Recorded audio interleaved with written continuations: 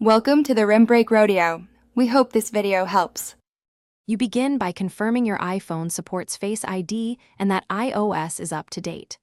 Once done, open Settings and tap Face ID and passcode, then enter your passcode. Next, tap Set up Face ID and hold the phone in portrait orientation.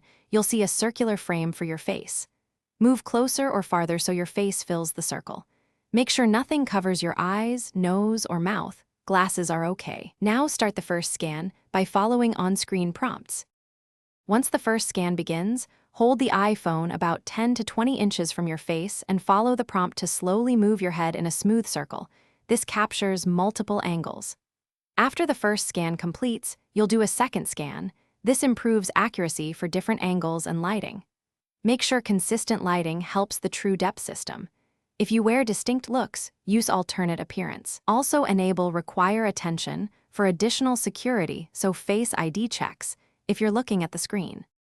When both scans finish, enable the features you want: iPhone Unlock, Apple Pay, iTunes, and App Store, and tap Done. Test unlocking by locking the phone and raising it in different lighting and angles to confirm consistent recognition. If Face ID fails frequently, reset Face ID in Settings and complete a fresh enrollment. Clean the True Depth camera area and remove screen protectors or cases that obstruct sensors. As a final troubleshooting tip, restart the phone before re-enrolling if recognition remains unreliable to clear temporary sensor issues. Thanks for watching. Consider subscribing if we helped you.